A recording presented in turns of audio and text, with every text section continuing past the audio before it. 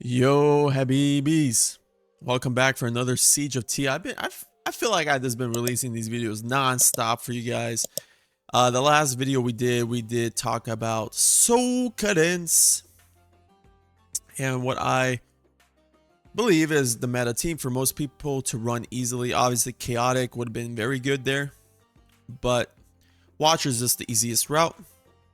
You gotta claim this chest right here, some combat merits, so good progression overall.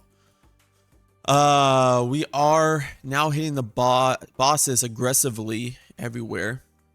We have unlocked all the bonuses tiles. For example, Laya's blessing, I believe was it was blessing of strength has finally been unlocked. I think that was the last one. It was either that or Laya, but we're still working on we are still working on Orin. We are just extending it. It's at 82 hours now. Which I don't mind, right? We have 82 hours of that blessing active. However, the biggest thing is we are getting close to Phineas. Okay. I'll probably be sleeping when this gets unlocked because you still have 2 more tiles. So probably get a video out tomorrow on it. For some reason, we are working towards for some reason people are working towards these blessings, which is okay, whatever, but the focus should be getting these bosses down, at least working towards Phineas before you unlock Ezrith. I don't know what's going on here. It's starting to get all over the place. People are getting excited and people are still hitting tile 737, bro. And 703, I guess they want to move into this freaking house over here. They want to see what's inside this house. You know, they're trying to see what's at the dock. They're trying to travel. You see this little pathway? Maybe they want to go play a different game. Maybe this pathway will take them to like Raid Shadow Legends or Void Hunters or whatever. Pokemon Go. I don't know what they're trying to play.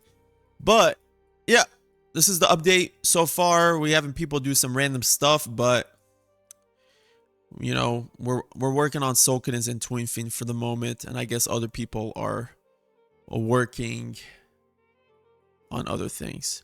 This is good though, good progression towards Phineas. This will be these 3 bosses are what should be down quick. So what's gonna happen in this video is we're gonna be talking about Twinfiend here and what is a very meta composition to run with your teammates. I pre-recorded the fight earlier because I wasn't able to record at the time of doing the fight, but I'm going to show you guys just the gearing, and then we're going to show you guys the pre-recorded fight and how it works with the timings and setups. Nastia is in a Hell's Lament with SO Ring, Tear of Twilight. Vorn is in a Kata set with Esoteric Order, and his exclusive Numera is in an SO Ring, and her exclusive Celine is in an SO Order as well, and her exclusive. Now with Celine, I did put a little bit of Rage Regen, just a little bit, so she could get her ults quicker. And then I have Rivenhold to be the cleanser, shielder / healer, whatever, for my team, because with his new artifact, he does in fact cleanse. And I was like, why not try him to see if it works? A lot of people have been debating if a inspiration champ will work on this. So, you know, a lot of people say Diao Chan is not good for this, but I brought Rivenhold. I was like, he's gonna take over Desomi's spot. Like, you could bring Nerissa. Here's some options, by the way, if you don't have Rivenhold's artifact. Nerissa is great, Eloin's great, Desomi. So those are your 3 best options, and then I'll just add Rivenhold. I just want to show new champs. If you don't have Celine, you can bring in Morden instead of her, but this is the poison trio. So if you are missing Nastia, I mean, you could technically bring in like an A3 Araka to put poisons, but yeah. And then we did have a teammate running Chaotix, or not Chaotix, or Infernals. And the team was Soul Cadence, I believe Violetta. I brought Lyra. I could have easily done that team too. I have an A5, but yeah. Sulcanance, Lyra, Violetta, and had Gretchen. I don't have Gretchen. And then he brought in a cleanser. And I believe his cleanser was Nerissa. So you guys are going to see that. And yeah, let's get into the clip. I'm going to be talking over it. And yeah, this is the update for the Siege. We're doing great. So I'm having fun with this. Join the Discord if you haven't. Let's get straight to it.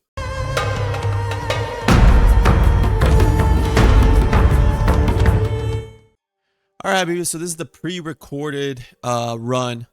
So I have my boys, Jacob and Wumbo in here. We did do the run together with the Sulcanance boss. So we were like, why don't we just do a Twinfiend run as well to see what kind of score we get. We ended up getting the max Purification score possible, 4 mil. And you can see this is the team I ran. I'm going to pause it as well on what they ran. So I believe this is Jacob ran an SO team with Morden. Okay, so that's another option. And he has Eloin. Okay, so I tried in this video showcasing 3 different setups for you guys.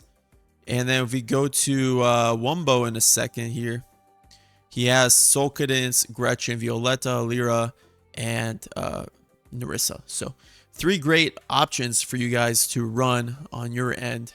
Okay. And here we go. We start the matchmaking. The cool thing with the pre-recorded is I can really talk over it a lot easier. And it's different when it's live. So you can see those are the awakenings.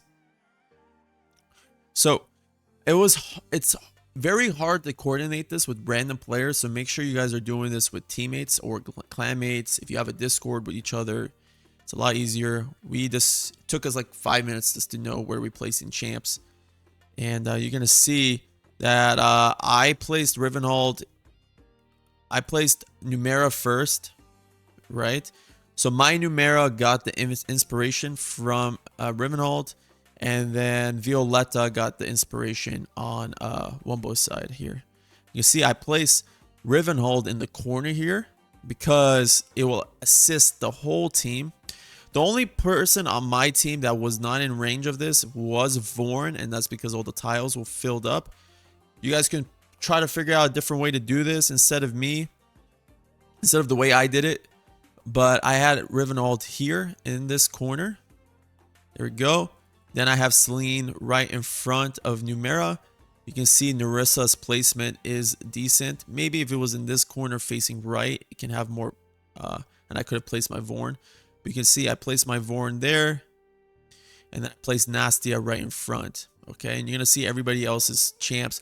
I mean, we also placed our champs a little slower. We wasted a couple seconds. He does go with his Sulcanance now. All right.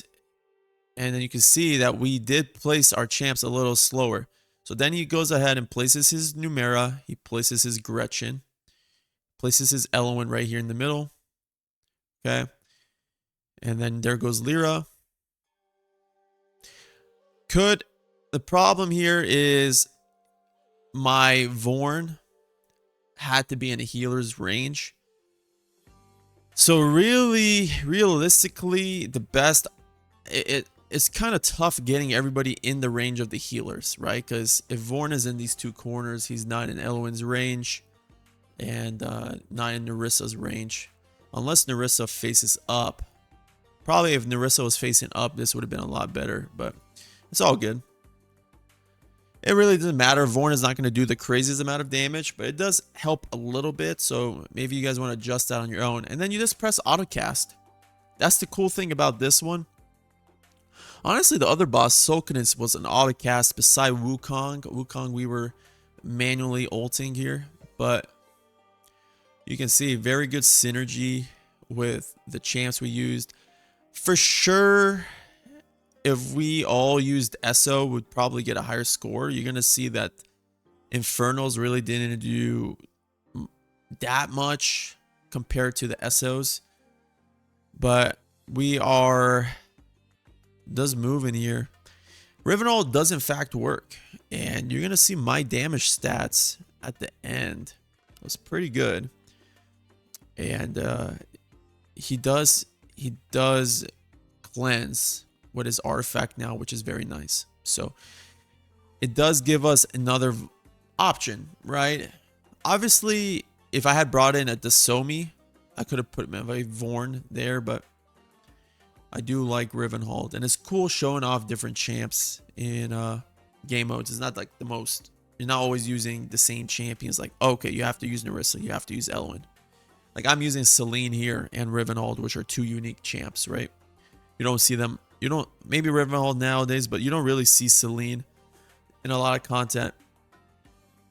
So we're at 3.3 with about 45 seconds to go. Right here, I'm just showing you where they placed Morden and Gretchen because it's kind of hard to see from this angle. And Numera's over there. Okay. And yeah, we ended up getting to the 4 million spot, and that's with placing champions late. That's also without my Vorn in range of Rivenhold. And we got almost, I don't know, we got 4.1. So now I'm going to show you guys the damage stats right here. And we did max it out. Purification was 4,000. Okay, and here I'm just, I think I screenshotted this or something. And then here's the damage stats. You can see that mine, for some reason, mine did better with with Selene in there. Let's check the damage.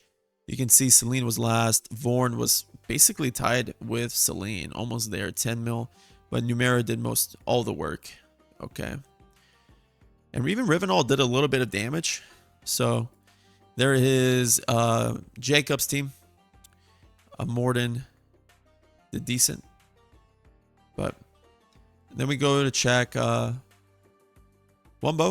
And you can see that the Infernals really didn't do. Infernals really didn't do the craziest. I mean, Gretchen, for sure, his Gretchen was A0. Maybe we'll get a lot more damage out of her if she was Higher Awakening. Maybe if Violetta was a Higher Awakening as well, more damage. But you guys can use this as a reference point. And just go ahead, have fun with it. Hit the bosses, guys. Don't focus on Ezreath right now. Don't do the tiles. And yeah. Enjoy the rest of the event. I'm going to be back tomorrow for another video, another update. And I'll catch you guys soon. Peace, peace.